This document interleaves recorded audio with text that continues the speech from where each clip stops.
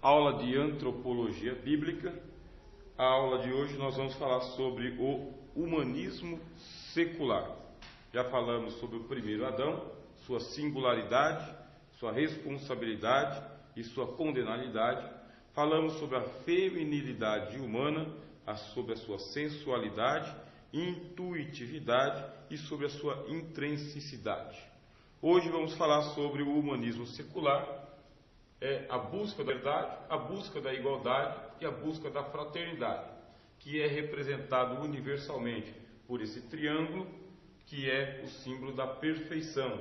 Um está entrelaçado com o outro, e que em latim eles usam uma divisa, que é libertas quas será tamen. Tamen. É uma divisa, é o símbolo do humanismo secular. É uma aula de antropologia bíblica. Só que nós não conseguimos pensar mais a antropologia bíblica sem o seu contraste. Da forma que você tem antropologia bíblica, você tem a antropologia secular, que é a antropologia chamada de científica, estudando o homem como um fenômeno no mundo. Não tem como você estudar a antropologia bíblica sem levar em consideração um contraste. Como a gente já tem uma noção melhorada, sobre o primeiro Adão, sobre a antropologia bíblica, vamos ver o que é o humanismo secular. Lembrando aqui que a palavra humano, ela vem de humus. Isso aí, humus, que é aquele lodo que fica em volta do rio. Então, aquele lodo que fica em volta do rio é chamado de humus. É da onde vem a palavra umidade. Umidade porque está úmido. Vendo? Úmido. E da onde vem a palavra humilhado. Humilhado. Humilhante. Humilhação. É sempre o sentido de alguma coisa que é muito lodento, cheio de lodo. É barro. Então por que se gloria tanto, sendo que é barro, sendo que é lodo? Na verdade, a constituição humana ela é humilhante. Nós estamos perto do lodo, perto do barro, e vivemos úmidos, vivemos molhados, chorosos. Tanto é que quando a gente morre, nosso corpo se desintegra, o que ele vira uma coisa bem nojenta, bem humilhante, bem humilhada. Vira uma sopa de vermes. Esse aí quem diz é o filósofo alemão Martin Heidegger. Uma sopa de vermes é o que nós viramos. Aí, sabendo que nós somos assim tão humilhantes, a Bíblia fala sobre a pessoa que nós somos, só que nós queremos ser muito mais do que isso, muito mais. O homem, ele não quer ser humilde, ele não quer ser humilhado, humilhante. O homem, ele tem um sentido de grandeza, um senso de grandeza. E por causa disso, ele precisa buscar esse senso de grandeza. Só que a religião, ela é bastante dramática com o homem. Todas as religiões, elas tratam o homem em um sentido trágico. Ou seja, ser humano é uma tragédia. É uma tragédia porque nós somos finitos, muito limitados. Quem é superior a nós? Superior a nós são os deuses, os anjos. Esses são superiores, porque eles vivem no além, eles vivem na eternidade, são etéreos, são feitos de luz, fogo, ar, não morrem, eles não são humilhados como nós somos. E a religião ela vai colocando o homem sempre nesse patamar de baixo, sempre. Se lá em cima está a divindade e aqui embaixo está o homem, então o menor serve o maior. É assim que todas as religiões vão colocando. Você tem que aspirar nas coisas que estão lá em cima, no além, na eternidade, entrar em comunhão com Deus, pedir para Deus perdoar os seus pecados, fazer sacrifícios, romarias, rezas, procissões, oferendas. Você tem que agradar as divindades porque essa é a sua função enquanto ser humano. Só que esse ditame da religião começou a revoltar muito as pessoas que não estavam mais acreditando em Deus. De forma geral, quando estava lá por volta do ano 1500, 550, começou a haver uma revolta contra a ditadura das religiões, principalmente na Europa. Porque a religião era representada pelos sacerdotes da Igreja Católica. E a Igreja Católica era bastante opulenta. Ela tinha grandes catedrais.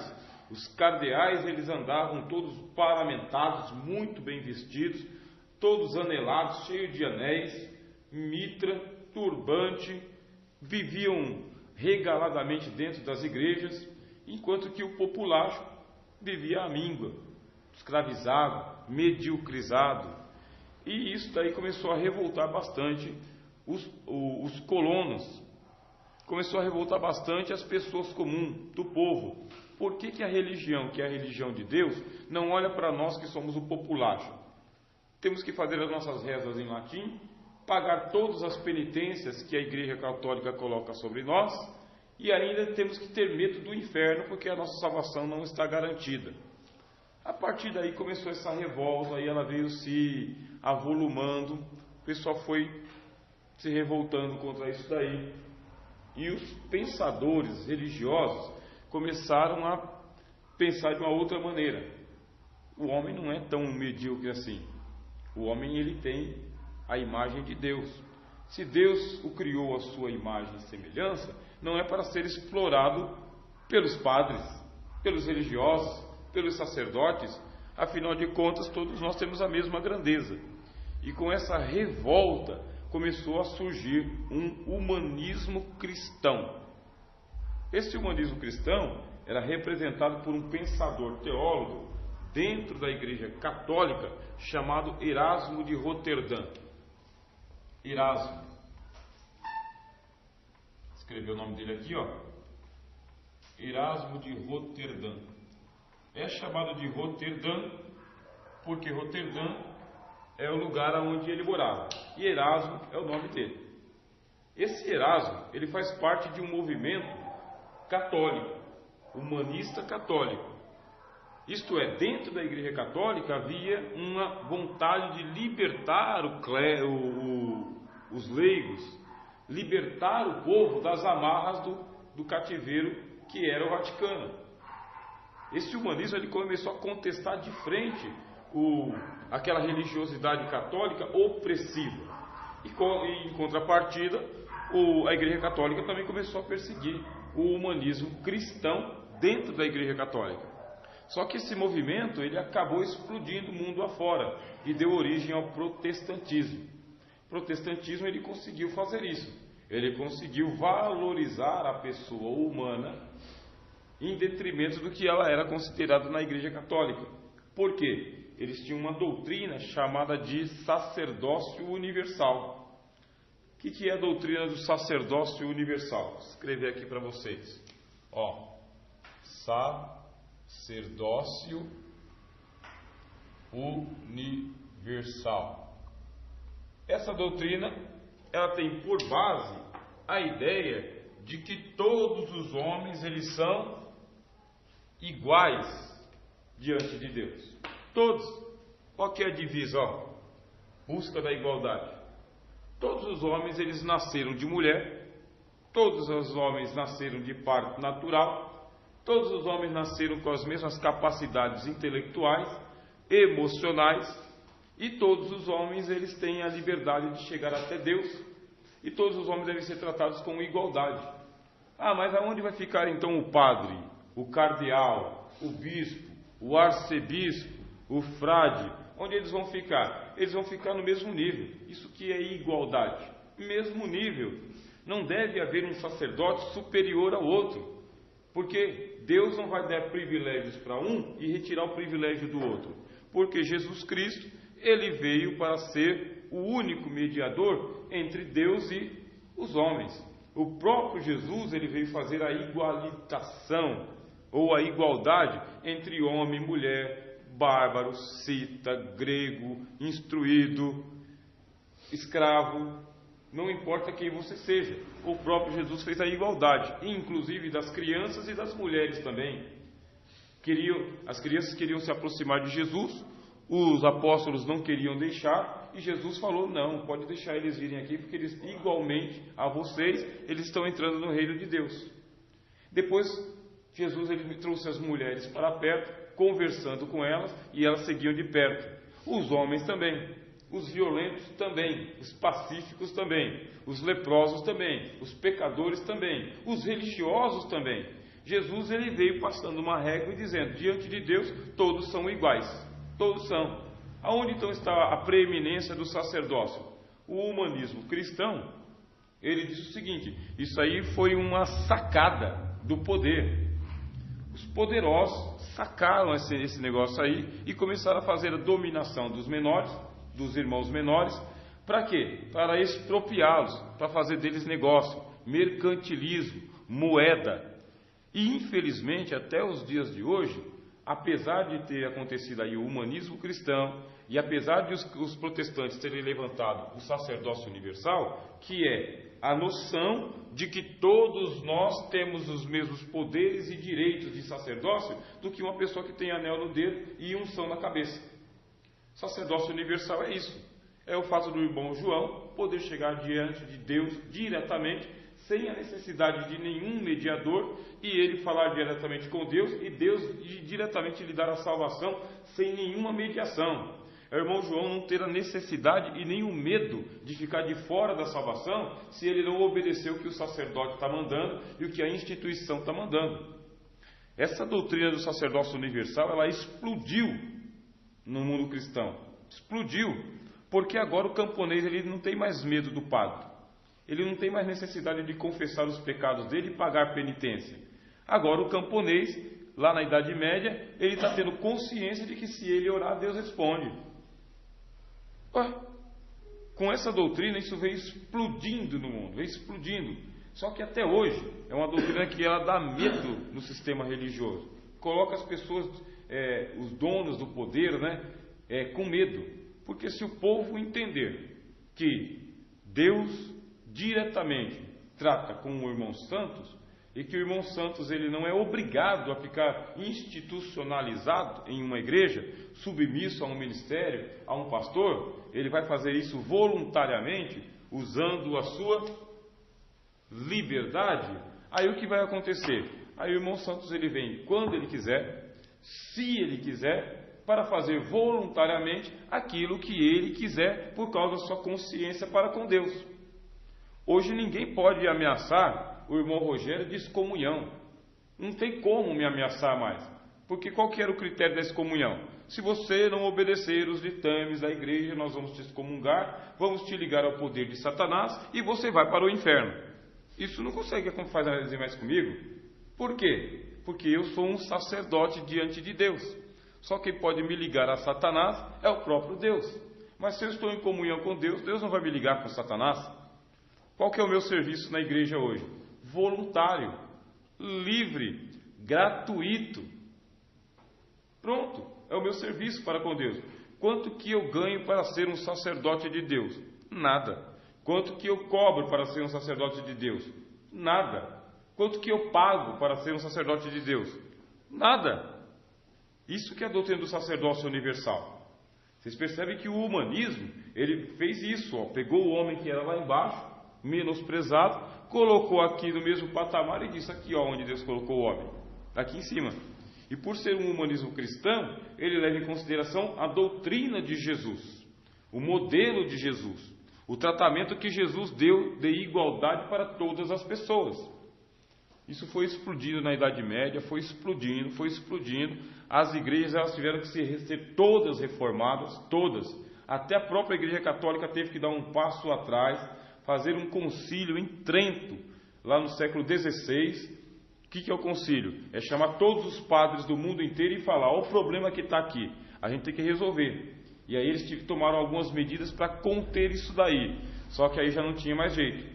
As igrejas protestantes elas explodiram, dando liberdade de consciência aos cristãos. A Europa inteira está pegando fogo. Só que, logicamente, tem um ditado no mundo cristão, dos protestantes, que é o seguinte, diz que um bota os ovos e o outro choca. Ou seja, do jeito que surgiu aqui na Igreja Católica Erasmo de Roterdã, para o lado protestante surgiu Martinho Lutero. Aí quando surgiu Martinho Lutero, ele era um sacerdote alemão. Ele era da Igreja Católica. E ele também era um humanista. Só que ele não se confessava humanista. Por quê? Ele era um teólogo e ele tratava muito mais das questões de teologia do que de humanidade. Só que ele valorizava o homem também, com a doutrina do sacerdócio universal. Ele também. Aí eles diziam o seguinte, esse daqui botou os ovos e esse daqui chocou. Esse aqui botou os ovos e esse aqui chocou. Porque os dois, apesar de estarem em dois extremos diferentes, protestantes e católicos, um era contra o outro. Só que o Lutero, ele chegou a dizer o seguinte, de tudo que eu escrevi, nenhum protestante entendeu. O único que me entendeu foi Erasmo, católico. Tanto é que Erasmo entendeu o que o Lutero escreveu, que o Erasmo teve capacidade de contestar Lutero. Só Erasmo. Por isso que ele dizia, o que eu estou escrevendo aqui, só Erasmo entendeu. E aí um bota o ovo e o outro choca. O humanismo está acontecendo. Ele vai crescer. Chega num determinado momento, lá no século XVIII, veja o salto que a gente já deu. Século XVI, por volta de 1517, 1520, 1550, 1580, século XVI. Século XVII, a igreja já está dividida. Surge o anglicanismo lá na Inglaterra, luteranismo lá na Alemanha, calvinismo em vários países da Europa, inclusive na própria Suíça, os moravianos na Morávia, os Países Baixos, vários movimentos protestantes estão acontecendo, dando liberdade aos camponeses, liberdade aos homens, liberdade de culto, liberdade de consciência, liberdade de agregar-se à igreja ou não.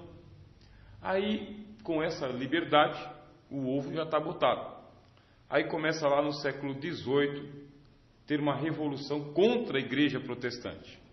Contra, que é a revolução dos secularistas. Humanismo vem de humus, está vendo? Homem. E secular. O que é chamado de humanismo secular? É porque a palavra secular vem de século. Bem? Século. Essa palavra século, assim, em latim, seculum. Essa palavra seculum, ela vem da palavra segundo.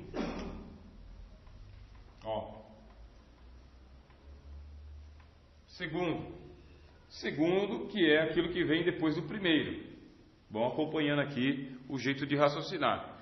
Eu chamo de séculum aquilo que vem em segundo plano, em segundo lugar, vem depois do primeiro. Quem é o primeiro? Primeiro é o reino de Deus. Primeiro é o reino espiritual, é a palavra de Jesus. Isso é primeiro. E o que vem depois? Vem em segundo. Séculum, vem o que é mundano. Essa palavra século aqui, ela é para traduzir uma palavra grega. Ela traduz a palavra cosmo. E a palavra cosmo significa mundo. Agora você faz a associação de ideias. Você vai ver como que surgiu a palavra secularismo. Secularismo significa aquilo que vem em segundo lugar. O que é que vem em segundo lugar? O mundo vem em segundo lugar. Portanto, humanismo secular significa humanismo mundano. Entenderam? Humanismo secular é o humanismo mundano, que é feito não espiritualmente, ele é feito materialmente, cosmicamente. Isso que é humanismo. Ou seja, nós não vamos levar em consideração o que Deus está falando, nem a palavra de Deus, nem o reino de Deus, nem os sacerdotes de Deus. Nós vamos pensar o homem no mundo, para o mundo, junto com o mundo, do jeito que ele nasceu e que ele morre. O humanismo secular, ele não leva em consideração se existe vida após a morte, recompensa no céu ou punição no inferno. Ele não quer saber disso. Ele quer saber do homem hoje, com seus 70 anos de vida, 60 anos de vida, 80 anos de vida no máximo. Não quer saber o que ele vai se tornar depois, quer saber o que ele vai se tornar agora. Por que nasce o humanismo secular? Tá? Passo a passo? Tranquilo? Por que nasce o humanismo secular? Olha, primeiro aconteceu a ruptura entre a igreja protestante e a igreja católica. Houve uma ruptura. Aí você vai ter o humanismo cristão. No humanismo cristão, pega-se o homem que estava degradado e coloca ele em pé de igualdade. Só que ainda tem o problema de que Deus, ele é uma consciência maior para todo ser humano. E a religião, ela tem as suas amarras. Por mais que você seja livre, consciente, igual, você coloca o pé atrás. Por quê? Você não é totalmente livre. Você sabe que um dia vai ter que prestar conta diante de Deus, cedo ou tarde, aqui ou lá. Então você coloca o seu pé para trás. Você não se considera totalmente livre, totalmente igual. Você sabe que existem níveis de hierarquia. Só que isso atrapalha. Para o secularismo, isso atrapalha muito. A religião, ela é uma pedra de tropeço. A religião, ela é uma amarra nos braços. Ela poda as asas. Ela coloca o freio de mão. E aí eles falam o seguinte: vamos colocar a religião de lado. Surge Charles Darwin. Quando surge Charles Darwin, ele é um biólogo. Por ser um biólogo, ele vai fazendo estudos na natureza.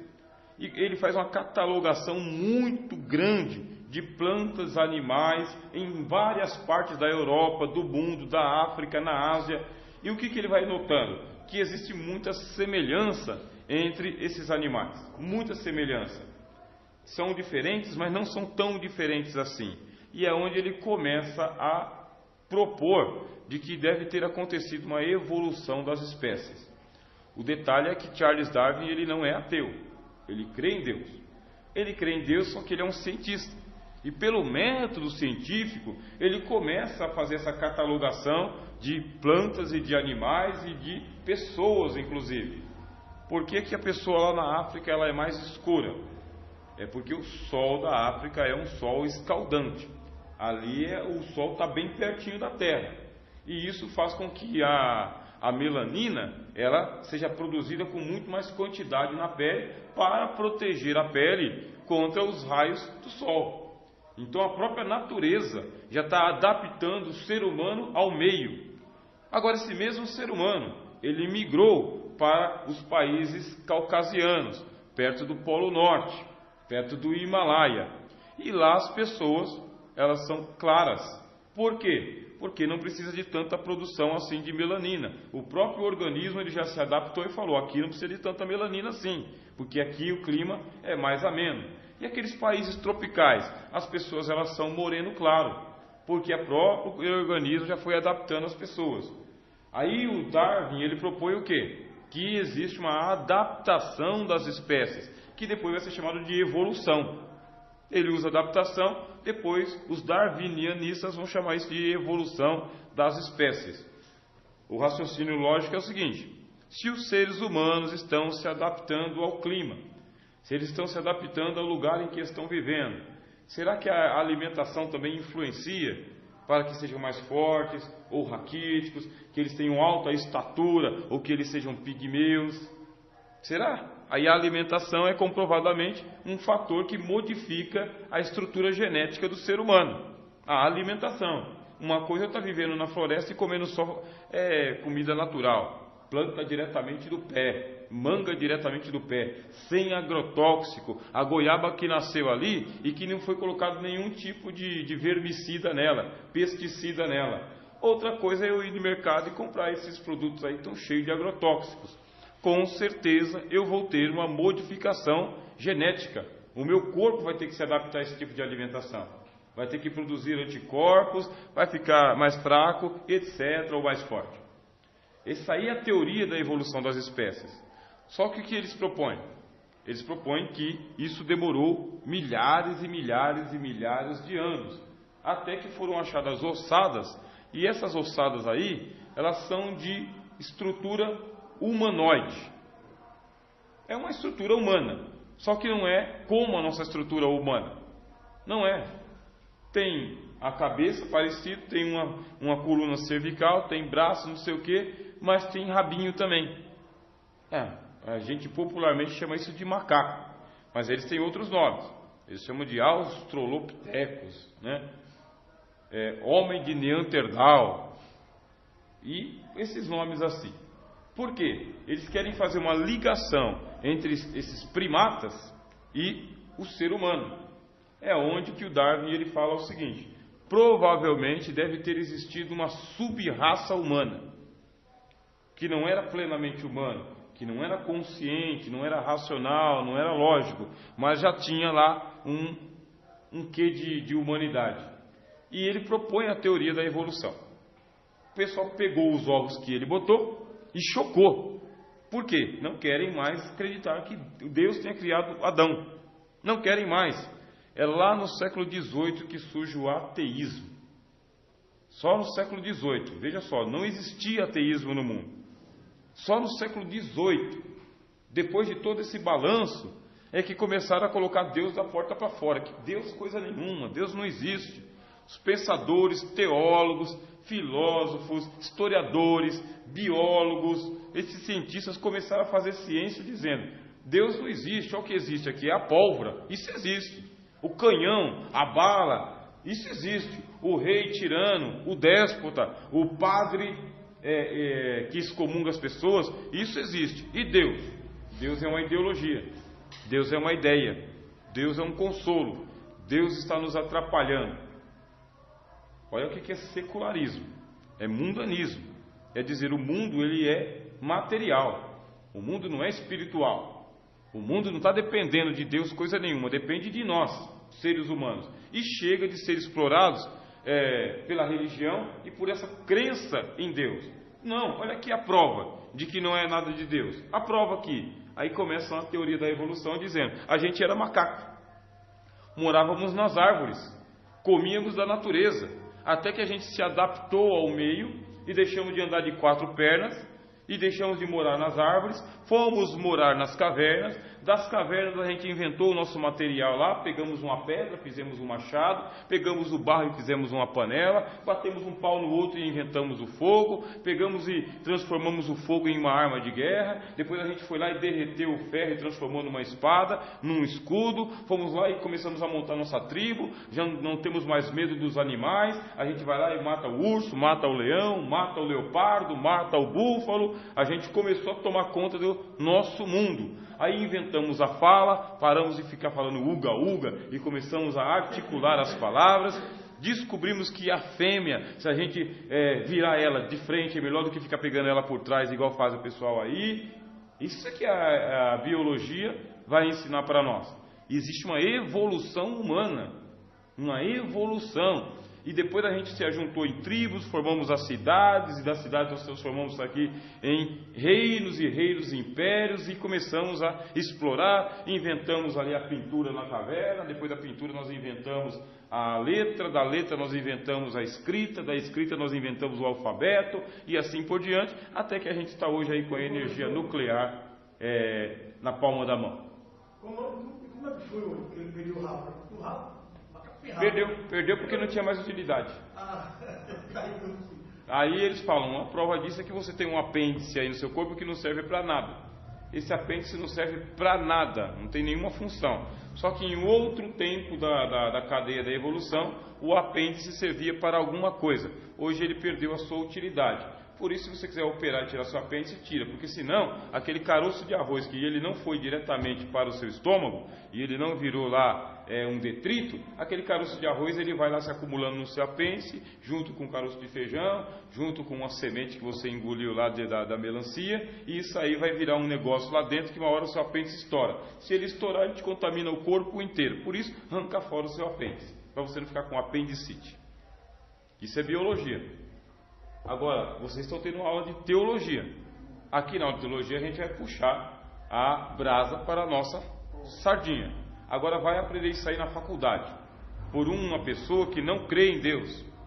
Vai aprender isso aí na escola, tendo a oportunidade de entender o que o professor de biologia está te entendendo, te explicando. Sabe para onde vai parar a sua fé? No dedão do pé. Você vai dar um chute nela. porque você vai ser mais um evolucionista com certeza, porque o discurso ele é um discurso coerente, convincente, um discurso lógico, é para perder a fé mesmo. Professor, eu queria só fazer uma pergunta, que o preto, a África, faz a cultura do sol, e o cabelo, por quê? Mesma coisa, a mesma explicação. Ele precisa ser forte, né? A gente chama de cabelo ruim, né? Ele tem que ser forte, por causa do quê? A incidência do sol, por causa do couro cabeludo. Então esse cabelo que a gente chama de cabelo ruim, lá ele é o cabelo forte, tanto das negras quanto dos negros. Tudo é uma adaptação ao meio. Tem a sua coerência, tem a sua lógica, mas para nós que estudamos teologia, nós temos uma lógica primária, que é a palavra de Deus. A palavra de Deus é que nos salva. Pode ter acontecido essa adaptação? Sim, mas isso não contraria o fato de nós termos sido criados por Deus com essa capacidade. Foi Deus quem criou o ser humano nessa capacidade. E quando eu dei aula para vocês aqui de antropologia teológica, eu mostrei para vocês que a origem do ser humano, ela é a origem do barro vermelho. Ou seja, nós desbotamos, nós nos adaptamos às regiões mais distantes do Sol, nós clareamos, mas originalmente nós éramos ali a cor do índio americano, avermelhado, a cor da terra. Quando a gente migrou ali para a África, para o Egito, aí a gente escureceu. Mas quem foi mais para longe do Sol, Polo Norte, né, América do Sul, aí a gente clareou um pouco. Quanto mais tempo em contato com uma temporada lá no norte lá. Vai lá, para ver se você não vai ficar escurinho. Vai ficar torradinho, né?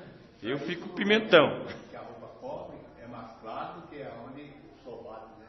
Uhum. Então, agora não usa roupa não, para você ver. É uma adaptação, é o próprio corpo se adaptando. Mas isso não anula o fato de que foi Deus que fez a programação perfeita. Deus criou com essa genética de adaptação. Bom, com esse ponto de partida de que nós somos uma espécie de animal em evolução, aí surge o humanismo secular. Deus está fora. A filosofia vai fazer a mesma coisa. A filosofia vai começar a atacar a religião. Os biólogos atacam, os filósofos atacam também. Surge o ateísmo.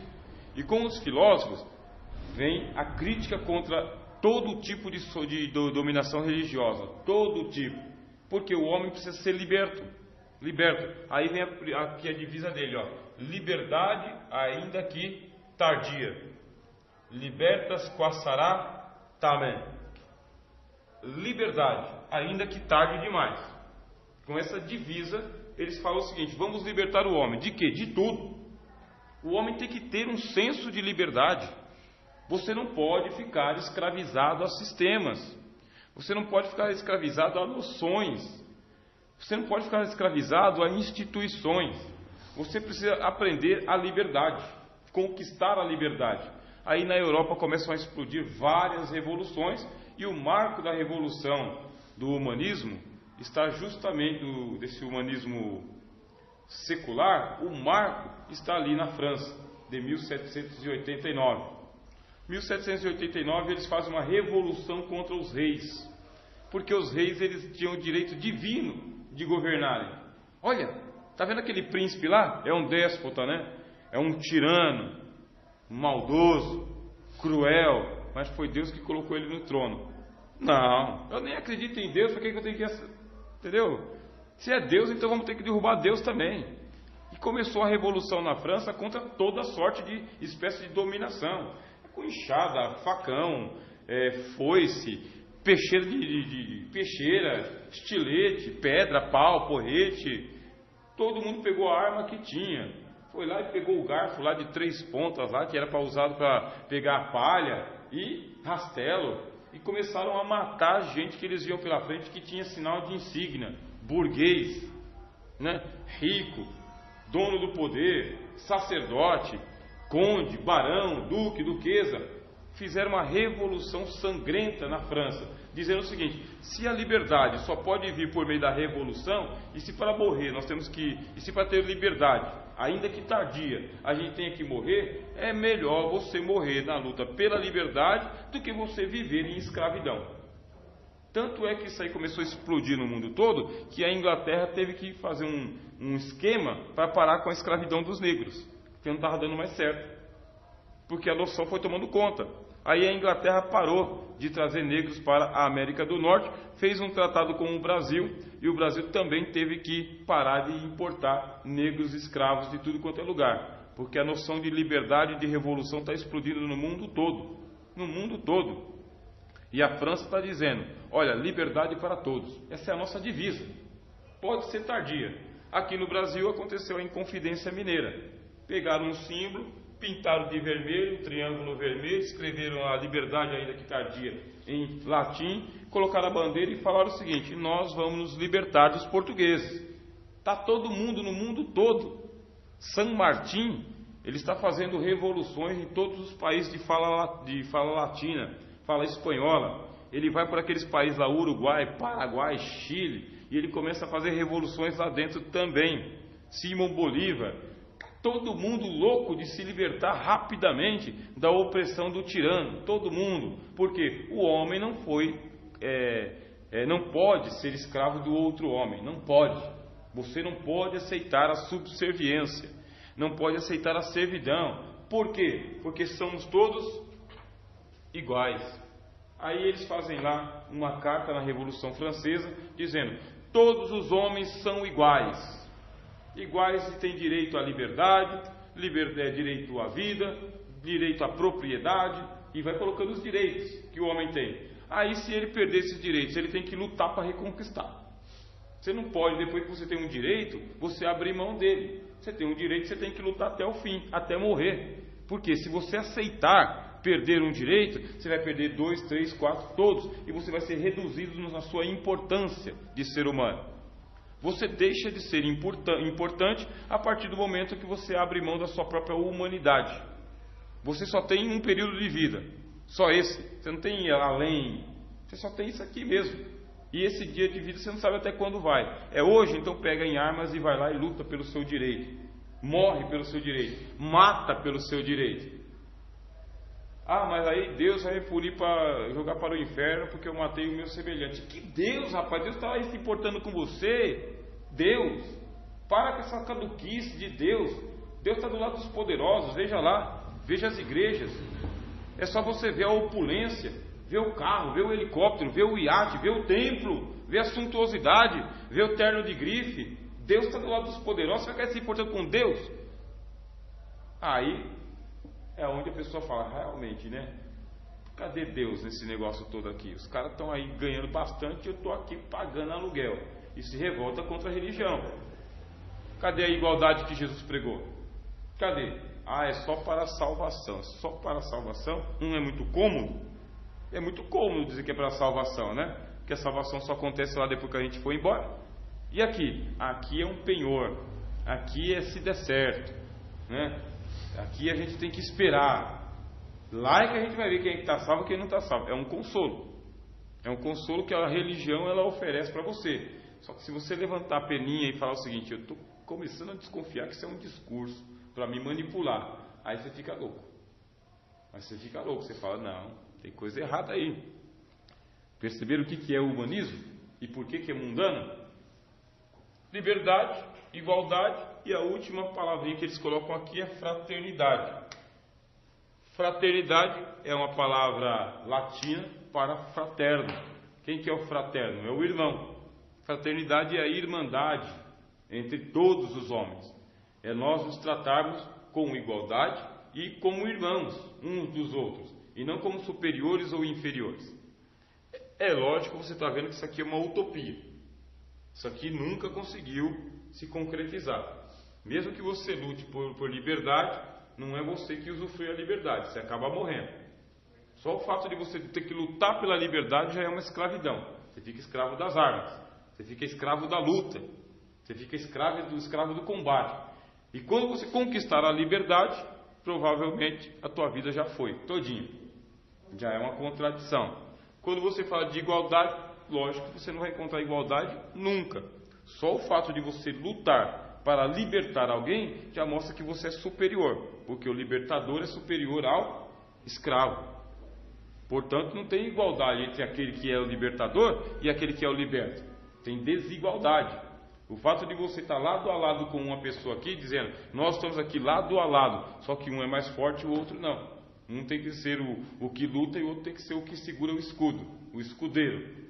Então não tem igualdade. Já é uma outra utopia. Ah, não, tem igualdade entre homem e mulher. Aí você concede os mesmos direitos do homem para a mulher. Tira a mulher de casa. Quem vai cuidar dos seus filhos? Ou você vai lá para cuidar dos seus filhos, ou você vai ter que entregar para a escola. Se você entregou para a escola, você terceirizou. Alguém vai ter que fazer isso para você. Aonde está a igualdade, então? Você iguala, só que ao mesmo tempo que você iguala, você desiguala. É isso que acontece. Você não consegue manter o equilíbrio. Ah, eu estou igualando a mulher aqui. Aqui é só você imaginar. Tá? Aqui é a gangorra. Aqui está o homem. Aqui está a mulher. Só está equilibrada porque cada um está no seu próprio canto. Aí você fala, não, nós vamos igualar as mulheres com os homens. Coloca a mulher aqui, junto com você. O que vai acontecer com a gangorra? Desce. Quem vai ocupar o lugar da mulher lá? Ou você vai lá para ocupar o lugar da mulher, ou a mulher volta para o lugar dela, ou você coloca uma coisa no lugar, um peso morto. O que é o peso morto? É uma escola? É uma instituição? É uma creche? É uma babá? O que é? Você vai ter que igualar isso aqui. Na hora que você fizer isso, você já não vai ter igualdade de novo. Por quê? Porque uma coisa é o ser humano, outra coisa é uma instituição. Uma coisa é a mãe tomando conta do filho, outra coisa é uma babá, uma escola. Você desigualou de novo. Por isso que é uma utopia.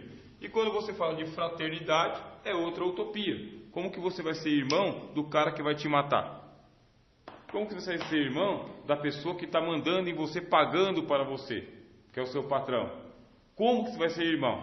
Ah, tem que ser irmão de graça. No mundo capitalista, se você for irmão de graça de alguém, você vai ter que dividir o pão que alguém deu para você, porque você está mendigando o pão. Aonde está a fraternidade? Acabou. É uma utopia, não se concretiza e, por causa disso, ela tem alguma vantagem. Lógico. Pensar em liberdade, igualdade e fraternidade é excelente, mas esse é o lado bom, pensar. Coloca isso em prática para ver o que vai acontecer com a tua pobre existência. Você vai definhar. Existe aí um problema seríssimo no humanismo secular, justamente por causa que eles pegaram Deus e colocaram Deus de fora. Eles culparam Deus por causa dos crimes da religião. Deveriam sim ter combatido a religião, a religiosidade, a opressão religiosa, e não colocado Deus para fora como fizeram. Aí coloca-se Deus para fora, aonde que vai parar o braço da balança? Desiguala com toda certeza.